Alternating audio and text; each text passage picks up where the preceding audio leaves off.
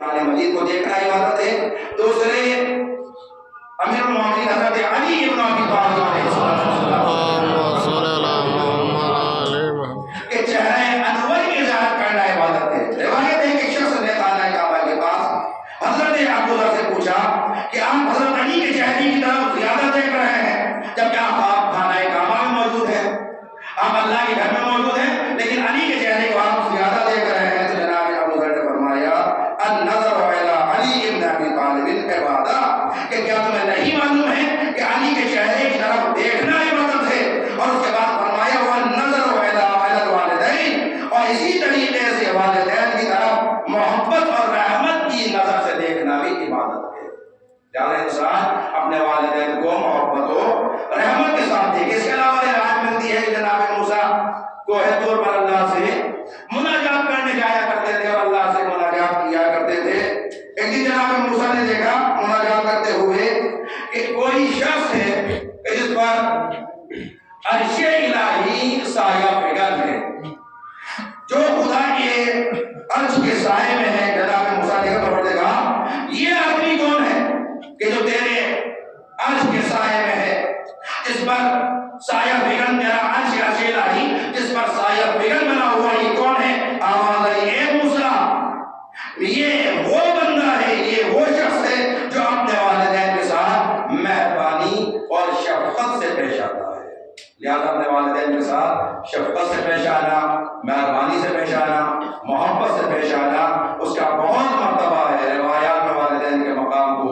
احادیث میں آتی ہے. اگر دعاؤں کی کتاب دیکھیں انبیاء کرام کی دعائیں ہیں جو انہوں نے والدین کے بارے میں کی. جناب ابراہیم دعا کرتے ہیں رب اجعلنی مقیم الصلاۃ ومن ذریتی ربنا وتقبل دعا ربنا اغفر لی ولوالدی, پروردگار مجھے معاف کر دے, میرے والدین کو معاف کر دے. تو اس طریقے کی دعائیں بھی انبیاء کرام کی, انبیاء کرام کو جو وصیتیں کی گئی ہیں والدین کے بارے میں ان کو قرآن مجید نے بیان کیا ہے. انبیاء کرام نے اپنے والدین کے لیے دعائیں فرمائی ہیں, قرآن مجید نے ان دعاؤں کو نقل کیا ہے. اس کے علاوہ چوتھے امام رضی اللہ اپنی دعا کی کتاب صحیفہ سجادیہ میں والدین سے مخصوص بولی ہے, دعا فرماتے ہیں کہ کس طریقے سے یہ بندہ یہ انسان اللہ کی بارگاہ میں اپنے والدین کے لیے دعا کرے. کیسے آپ لوگوں کو کہلا کہ اللہ کی بارگاہ میں انسان کو دعا کرنا چاہیے. چنانچہ صحیفہ سجادیہ کی 24ویں دعا میں چوتھے امام زین العابدین علیہ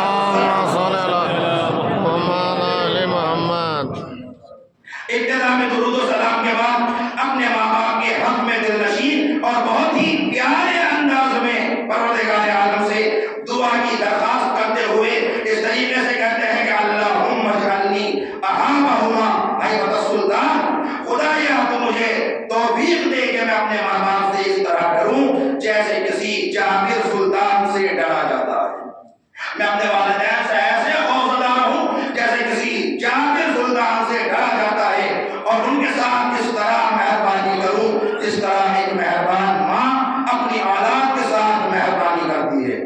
اور پھر میں اس طرح ان کی اطاعت کروں, اور پھر میری اس اطاعت کو اور میرے اس نیک برتاؤ کو میری آنکھوں کے لیے اس سے زیادہ خوشگوار بنا دے جتنا خواب آلود آنکھوں میں نیند کا خمار خوشگوار ہوتا ہے, اور اس سے زیادہ باعث سکون بنا دے جتنا پیاسے کے لیے پانی کا ایک گھونٹ باعث سکون بنتا ہے, تاکہ میں اپنی خواہش کو ان کی خواہش پر مقدم کروں, تاکہ میں اپنی خواہش کو اپنے والدین کی خواہش پر مقدم کروں اور ان کی رضا کو اپنی رضا پر ترجیح دوں, ان کے مجھ پر کیے گئے احسانات کو زیادہ سمجھوں چاہے وہ قلیل ہی کیوں نہ ہو. کبھی کبھی انسان کہتا ہے ماں باپ نے دیا کیا, امام یہی کہہ رہے ہیں کہ ان کے کیے گئے احسانات کو میں زیادہ سمجھوں چاہے وہ قلیل ہی کیوں نہ ہو, اور اپنی خدمات کو قلیل تصور کروں چاہے بہت زیادہ کیوں نہ ہو, اپنی خدمات کو کم تصور کروں قلیل تصور کروں چاہے وہ کم ہی کیوں نہ ہو چاہے وہ کثیر ہی کیوں نہ ہو. لیکن میں نے والدین کے بارے میں کچھ نہیں کیا ہے, میری خدمتیں بہت تھوڑی ہیں, میں والدین کے بارے میں یہ تصور کروں اور انہوں نے میرے ساتھ گرچہ کم کیا ہو, ان کا احسان میرے حق میں کم ہو لیکن اس کو زیادہ سمجھوں. لہذا فرماتے ہیں پروردگار مجھے ایسا بنا دے. اس کے علاوہ پیغمبر اکرم حضرت محمد مصطفیٰ صلی اللہ علیہ وسلم من زارا قبر والدین، کہ جو شخص بھی ہر جمعے کو ماں باپ یا ان میں سے کسی ایک کی قبر کی زیارت کرے گا، خداوند عالم اسے معاف کر دے گا۔ جو آدمی جمعے کو ماں باپ یا ان میں سے کسی ایک کا انتقال ہو گیا ہے، خیال ہے ان کی خدمت کریں اور ان کی جا کے قبر کی زیارت کریں، تو فرماتے ہیں پروردگار عالم اس کو بخش دے گا اور اس کا شمار نیک آدمیوں میں فرمائے گا۔ جو آدمی اپنے والدین یا ان میں سے کسی ایک کی بھی قبر کی زیارت کرتا ہے، سوچیے اتنا مرتبہ ہے ہمارے ان والدین کا، تو وہ والدین جن کے بارے میں ہو کہ علی اور نبی اس امت کے باپ ہیں، ان کا مرتبہ کیا ہوگا، ان کا مقام کیا ہوگا، ان کی قبر کی زیارت کا ثواب کیا ہوگا، ان کی اطاعت مالک کائنات نے کس طریقے سے واجب کرا دی ہوگی، جبکہ وہ امام بھی ہیں، اور امام کی اطاعت ماموم کے اوپر واجب ہے کہ امام کی اطاعت کی جائے۔ لہذا کہ جو فرماتے ہیں انا وعلی ابواہ هذه الامہ، میں اور علی اس امت کے باپ ہیں، تو جو امت کا باپ ہے اس کی اطاعت کرنا، اس کو خوش رکھنا، اس کی قبر کی زیارت کرنے جانا، اس کے مقام و منزلت کو فراموش نہ کرنا، اور اگر کوئی اس سے روگردانی کرے گا تو اس کی سزا کیا ہوگی۔ پھر اسی لیے نہیں فرمایا ہے کہ اگر کوئی ان سے روگردانی کرے گا گمراہ ہو جائے گا، ظالم و مضل بن جائے گا، اور وہی ہمیشہ ہمیشہ جہنم میں جلنے والا ہوگا۔ اللہ کی بارگاہ میں دعا کرتا ہوں کہ پروردگار ہم سب کو اپنے والدین کی اطاعت کرنے والا بنائے۔ اس کے علاوہ بائی شعبان المعظم روز ولادت و سعادت حضرت حسین اصغر رحمۃ اللہ علیہ